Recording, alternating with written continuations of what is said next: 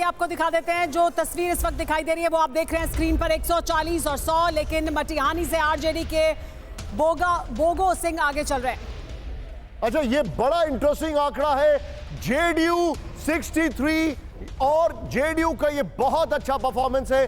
BJP 58, RJD 73, Congress अपने पुराने आंकड़े पर लेकिन कम सीटों पर चुनाव लड़ने के बाद, कम सीटों, पिछली बार की अपेक्षा में कम सीटों पर चुनाव लड़ा है। लेकिन एनडीए 140, 100 पर इस वक्त कौन है आपको दिखाई दे रहा है? महागठबंधन। यहां पर अब आपके सामने जो डिटेलिंग आ रही है उसको देखिए, लेकिन अब सुमेरा आपको बता रही है कि हमारी the grand wall of election में क्या है। और देखिए अभी तक जो आंकड़े हमारे पास हैं, जो रुझान हमारे पास है उसके मुताबिक हम दिखाएंगे, लेकिन हम आपको इस वक्त एक बड़ी खबर और दिखा दें और उसके बाद हम आपको ये रुझान दिखाएंगे। रुझानों में आरजेडी सबसे बड़ी पार्टी है इस वक्त, तस्वीर ये दिख रही है। दो चुनाव में भी रही है। हालांकि गठबंधन एनडीए का आगे 140 पर 100 पर ही है महागठबंधन, लेकिन रुझान में आरजेडी सबसे बड़ी पार्टी, दूसरे नंबर की पार्टी जेडीयू और तीसरे नंबर की पार्टी रुझानों के मुताबिक फिलहाल बीजेपी। हालांकि वो बहुत ही क्लोज है, जेडीयू और बीजेपी के बीच बहुत ज्यादा अंतर नहीं है, लेकिन अंतर है फिलहाल। तो देखिए निशान, मैं यहां से एक एक कर आपको एक आंकड़ा दिखाती हूं और उसके बाद हम इसके बारे में बात करेंगे। तो देखिए बताइए, ये तस्वीर इस वक्त दिखाई दे रही है एनडीए और महागठबंधन की। तो मेरा 143 और 96 ये आंकड़ा आपके सामने है एनडीए और महागठबंधन का। जी हाँ, और ये सत्ता से दूरी किस तरह की दिखाई दे रही है फिलहाल जो रुझान है उसके मुताबिक ये। और इसके बाद हम वोट मीटर की भी बात करेंगे, वोट मीटर पर हम बाद में आएंगे, लेकिन देखिए पहले दिग्गजों की बात करते हैं। दिग्गज मैदान में जो है उनका क्या आंकड़ा है और वो क्या तस्वीर दिखा रहा है।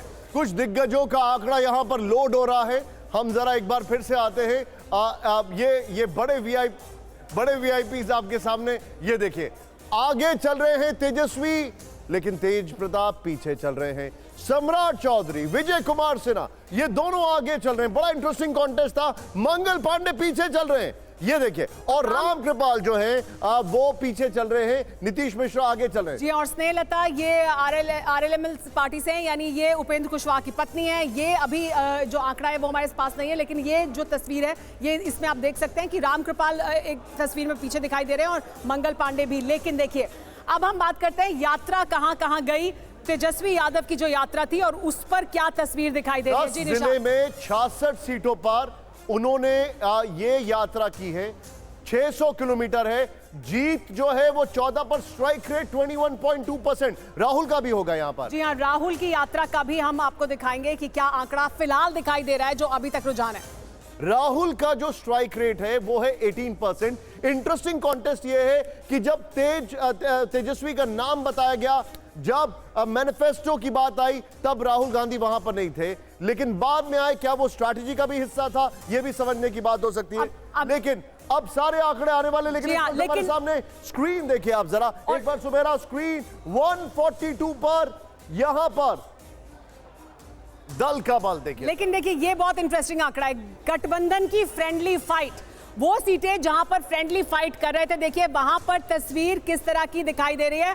हर जगह महागठबंधन को नुकसान हो रहा है उन सीटों पर जहां वो फ्रेंडली फाइट में थे। यहां पर फ्रेंडली फाइट से नुकसान है। और जो हमारे यहां पर खास मेहमान, उनसे हम बात करेंगे थोड़ी देर में।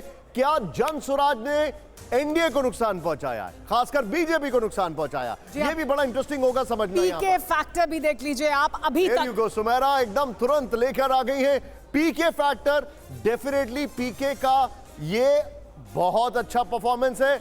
अभी तक वो स्ट्रैटेजी बना रहे थे, लेकिन अब शायद थोड़ा फर्क पड़ सकता था। ये भी अपने एनालिसिस से जानेंगे। अगर पीके कहते हैं कि वो खुद भी चुनाव लड़ रहे हैं, ये भी फर्क डाल सकता था शायद, लेकिन ये जानने की कोशिश करेंगे। कांग्रेस प्रदेश अध्यक्ष राजेश राम पीछे चल रहे हैं, देखिए। और कांग्रेस पार्टी भी अपने पुराने ही आंकड़े पर इस वक्त भी दिखाई दे रही है, यानी 19 सीटों पर आगे चल रही है।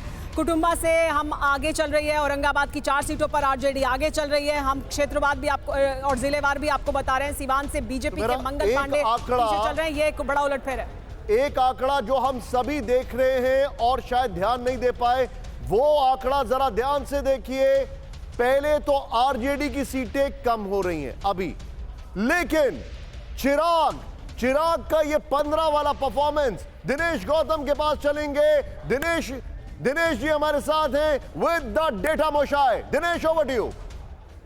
जी, तो यहाँ पर हमारे डेटा बाबू मोशाय ये बताने वाले हैं आपको कि जन सुराज फैक्टर जिसका बार बार आप जिक्र कर रहे हैं, तमाम पोल प्रेडिक्टर्स इस बार थोड़ा सा इसलिए सहमे हुए थे कि वो ये सोच रहे थे कि जन सुराज करता किस तरीके से है, उसका परफॉर्मेंस कैसा रहता है, इस पर मुनहसर होगा कि बाकी लोगों का क्या रिजल्ट दिखाई देता है। जन सुराज अभी तक कैसा कर रहा है, 3 सीटों पर बढ़त बनाए हुए, ये वोट परसेंटेज के हिसाब से क्या रिफ्लेक्ट हो रहा है? वोट परसेंटेज में जो प्रदीप गुप्ता जी का आंकलन था, जन सुराज अभी जो ट्रेंड आया उसमें 3.7% वोट ले रहा है।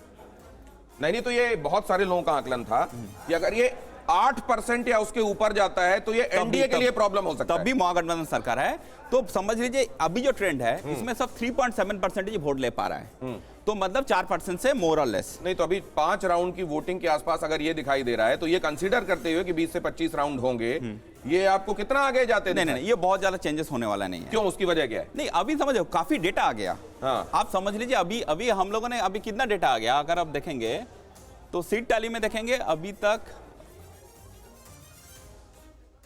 मैप के हिसाब से आप दिखा रहे हैं। मैप का हिसाब से आप देखेंगे काफी अब ये ज्यादा बढ़ गया, अब ये मगध की तरफ भी रिफ्लेक्ट होने लगा। नहीं, इस साइड में नहीं आया। हाँ। देखिए अभी तक ये बेल्ट खुला नहीं। हाँ। आप समझ रहे हैं? हाँ। तो ये जो बेल्ट है जो जहां पर ये एक्सपेक्ट कर रहा था कि हाँ आरजेडी इंप्रूव करेगा, जैसे ये सीट राजनगर आगे 5322, ये तो जीत ही नहीं सकता है। खजोली 1583 आगे है।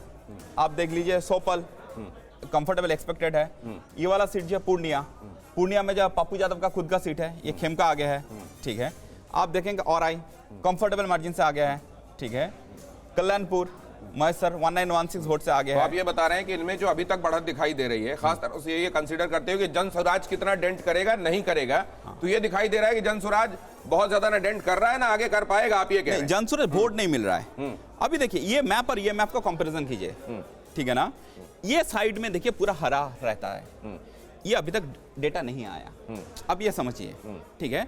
और देखिए ये बेल्ट क्या है, ये बेल्ट मोरलेस आपका सफ्रॉनी है, ठीक है। तो इसमें क्या हो रहा है, जो साहनी आने के बाद जो फैक्टर दिखाई देना चाहिए था वो अभी तक दिखाई नहीं दे रहा है। आप समझ लीजिए, ठीक है। तो मतलब सहनी के महागठबंधन से जुड़ने का कोई अभी लाभ कम से कम यहाँ नहीं दिखाई दे रहा है। एटलीस्ट इनिशियल ट्रेंड में तो दिखाई नहीं दे रहा है। आप समझ लीजिए अभी वोट शेयर में अगर देख लेंगे तो मैसिव वोट ले रहा है अभी एट प्रेजेंट, ठीक है। इंडिया 50.3 ले रहा है, ठीक है।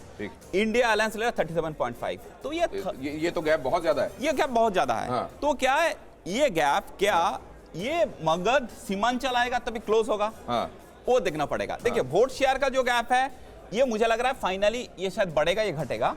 बट एज पर आप समझ लीजिए, आप 70% कॉन्फिडेंस के साथ बोल सकता है ये India is comfortable at this moment. मैं थोड़ा सा 70% इसलिए बोल रहा हूं क्योंकि रीजन वाइज आपका ये डेटा आया नहीं।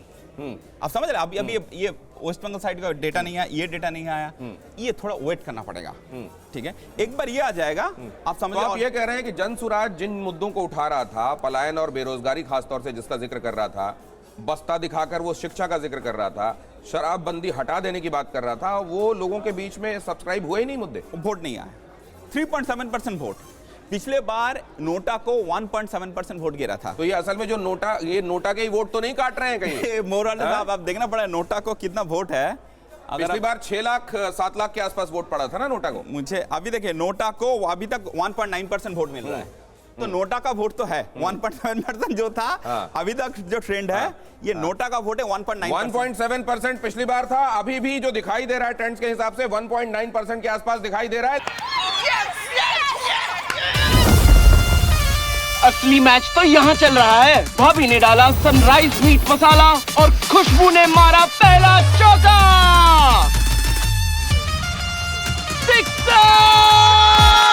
सनराइज मीट मसाला, खाओ खिलाओ और हिट हो जाओ। को प्रेजेंटेड बाय विमल इलायची, बोलो जुबा केसरी। Co powered by Sensodyne in association with V Guard water heater. Co-presented by Vimal Elaichi, Bolo Zuba Kesari. Co-powered by Sensodyne in association with V-Guard Water Heater.